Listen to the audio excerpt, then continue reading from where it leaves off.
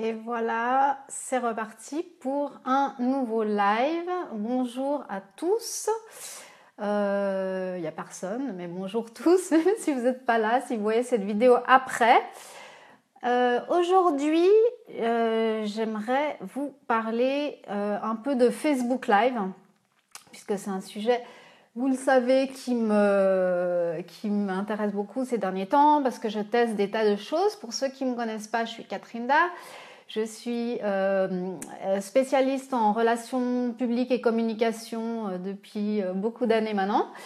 Et depuis quelque temps, je me suis lancée dans l'expérience Facebook Live. Et j'ai testé plein de trucs et je suis encore en train de tester. Je vois qu'il y a des gens qui viennent et je ne vois pas qui c'est. Je vois In, bonjour In, toujours là, merci beaucoup.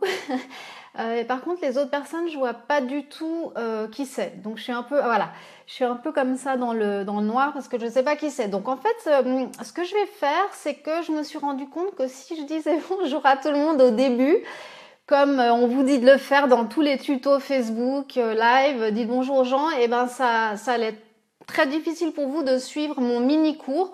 Donc ce que je vais faire, c'est que je vais dire bonjour à personne pour l'instant. Je vous dirai bonjour après quand on prendra les questions et je vais tout de suite me lancer dans ce petit tuto que je voulais vous faire aujourd'hui donc sur Facebook Live.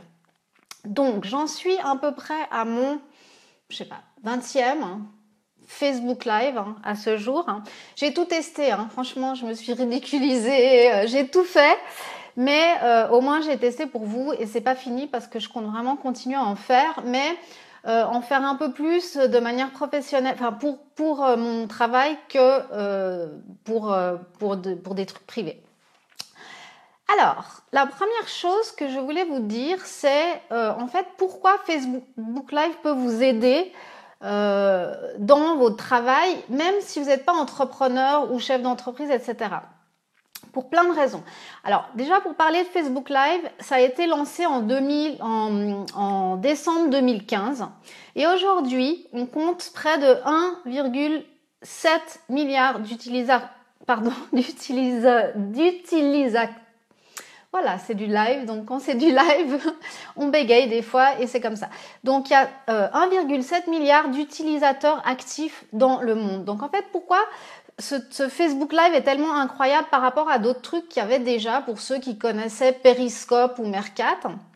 C'est qu'en fait, sur Facebook, ça fait déjà, j'imagine, des années que vous comme moi, on collectionne nos amis, entre guillemets, ou alors nos fans sur nos pages. Alors que sur un outil comme Periscope, moi j'ai jamais vraiment travaillé là-dessus, mais vous avez rien du tout, enfin personne vous connaît, il faut que les gens chopent le truc live pour voir ce que vous faites. Donc ça, c'est déjà le premier avantage de Facebook Live par rapport à d'autres outils. Donc l'autre avantage de Facebook Live et du live, c'est qu'en fait, quand on est en live, on est vraiment en fait à la merci enfin tout peut arriver quoi.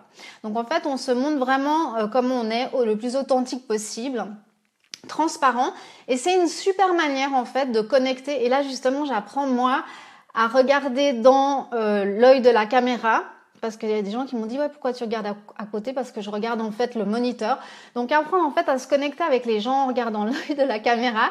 Et c'est un très très bon moyen en fait émotionnel de connexion. On va pas exagérer non plus, on va pas. Mais voilà. Et puis il y a un autre truc aussi moi qui m'intéresse énormément, c'est toutes ces discussions qu'il y a en fait sur l'internet sur le fait que Facebook Live en fait sera le futur de la télévision et que bientôt il y aura plus de télévision et que en fait la télévision va mourir.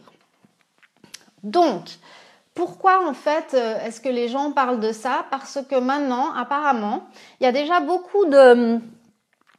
il y a déjà énormément de, comment dire, voilà, je suis un peu, c'est du live, il faut que je respire un peu parce que j'ai perdu en fait le fil de mon histoire. Donc voilà, comme je vous ai dit, c'est du live et c'est émotionnel. Donc je reprends le fil de mon histoire. Oui. Donc en fait, pourquoi est-ce que ce serait le futur de la télévision? Parce que apparemment, bon, à part le fait qu'il y a déjà énormément de chaînes de télévision qui sont sur Facebook Live. Apparemment, bientôt, ils vont pouvoir connecter leur caméra sur le Facebook Live. Donc, ça veut dire qu'en fait, quand ils filment sur la caméra, au lieu de diffuser sur leur chaîne, ils vont pouvoir diffuser sur Facebook Live. Et j'imagine que ça va être une énorme révolution parce que ça va diminuer beaucoup les coûts. Donc ça, c'est intéressant. Alors, je voulais aussi en fait vous montrer un petit peu tout ce qui se passe déjà sur Facebook Live pour ceux qui n'ont pas encore vu. Il y a des tas de trucs assez dingues. Évidemment, il y avait le débat hier de Clinton et Trump, pour ceux qui l'ont pas vu. Donc ça, c'était sur Facebook Live. Avant ça, il y a quelques temps, il y avait évidemment, il y avait François Hollande qui avait fait une intervention sur excusez-moi, c'est du live, je repère mes notes. Oui, qui avait fait une intervention en fait sur Europe 1. Et ça, c'est des trucs en fait politiques. Après, il y a des trucs très marketing aussi, vu que je suis dans le marketing. Donc, il y a 2-3 personnes qui font des trucs assez intéressants. Il y a un truc anglophone qui s'appelle Social Media Examiner. Et toutes les semaines, ils font une émission en anglais où il y a toutes les nouvelles de tout ce qui se passe sur les réseaux sociaux. Donc ça, c'est pas mal. Il y a un type qui s'appelle Franck Roca, qui est un francophone, c'est aussi du marketing, il parle beaucoup de Facebook, c'est un spécialiste Facebook. Ou vous pouvez aussi aller voir un autre gars qui s'appelle Antoine Blanche-Maison, qui est un peu plus jeune et qui parle beaucoup d'entrepreneuriat et de marketing en ligne. Donc ça, c'est des exemples marketing. J'ai trouvé aussi d'autres trucs assez marrants. Il y a des gens qui donnent carrément des cours sur Facebook Live. Donc j'ai trouvé un cours de danse. Et pour ceux que ça intéresse, je vous mettrai les liens, vous pourrez aller voir. Et puis, j'ai conseillé récemment à une amie, et qui est aussi ma prof de pilates, en fait, de faire des mini-cours sur Facebook Live, et ça s'appelle Cœur de Pilates. Donc, je vous invite à aller voir, je vous mettrai aussi le lien. Ou alors, demandez-le moi dans les commentaires pour ceux que ça intéresse. Autre truc assez sympa que j'ai vu en faisant mes recherches, c'est que à la Sorbonne, il y a des cours de droit qui sont diffusés en live, pas mal comme ça, donc l'étudiant il n'a pas besoin de se lever pour aller dans la classe, il peut avoir le cours en live ou le revisionner après. Donc vous voyez en fait tous ces exemples que je vous donne, c'est pas forcément que des exemples de business, marketing, entrepreneuriat.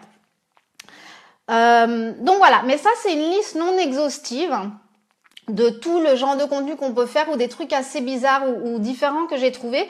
Ceci dit, je vous invite quand même à aller voir. J'ai fait des vidéos sur mon profil professionnel de Dark Communication. J'ai fait déjà quelques petits tutos sur Facebook Live et dans une des vidéos, je parle, je crois, des 6 ou 7 différentes sortes de contenus qu'on peut faire sur Facebook Live.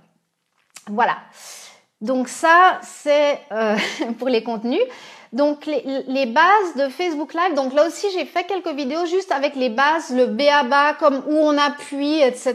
sur votre téléphone portable. Parce que pour l'instant on peut se filmer que depuis son téléphone portable de manière entre guillemets facile.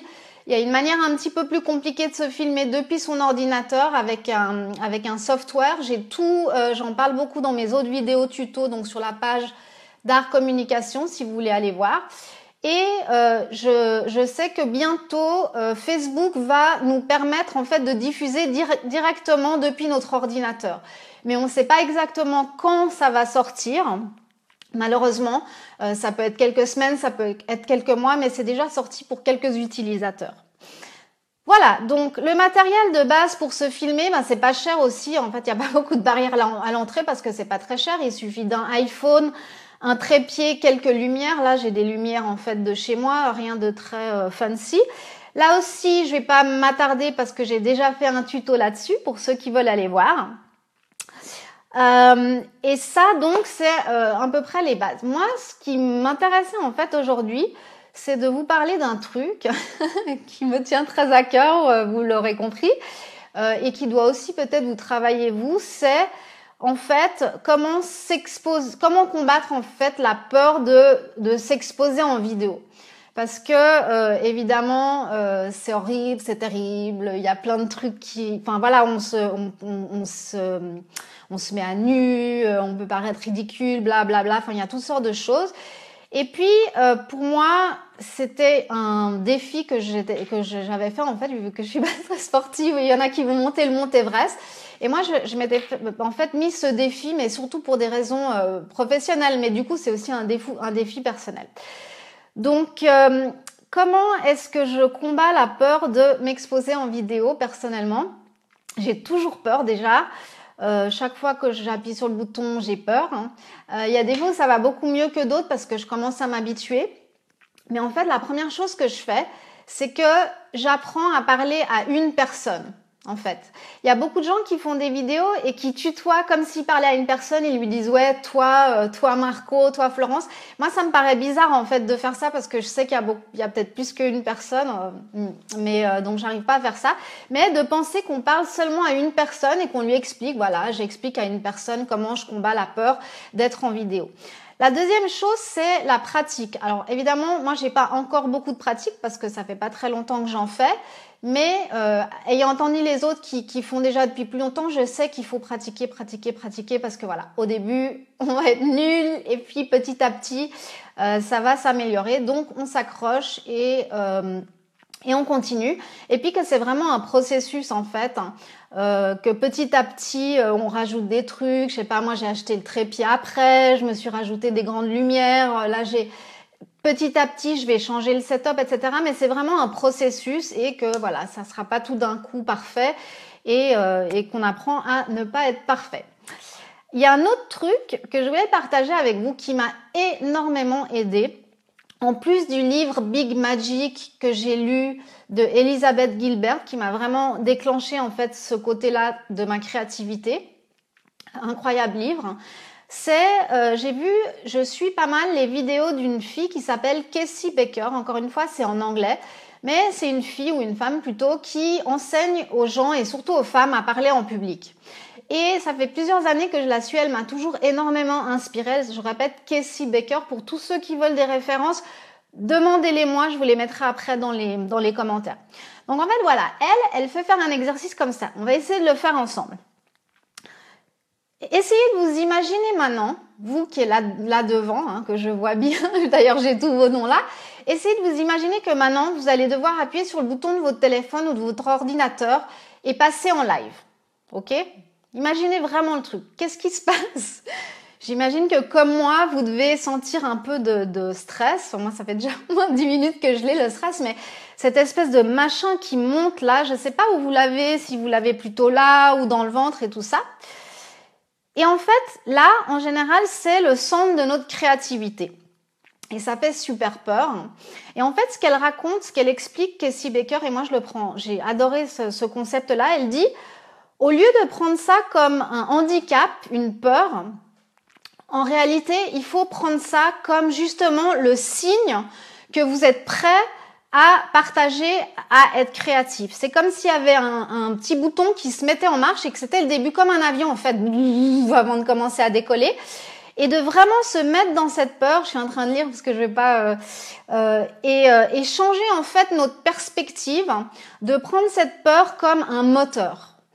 Parce qu'en fait, elle explique, et moi je l'ai déjà un petit peu vécu, donc je le vis pas souvent parce que je commence aussi, mais de vraiment, quand on rentre dans cette peur, on prend la peur comme un moteur de créativité, parce qu'une fois qu'on est dedans, c'est vraiment super,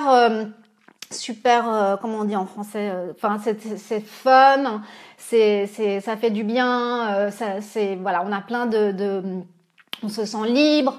On a l'impression de faire ce qu'on est censé faire, de dire ce qu'on est censé dire, etc. Et ça donne beaucoup de liberté et de satisfaction. Donc voilà, moi je prends souvent ce petit truc donc de Casey Becker avant de faire mes vidéos.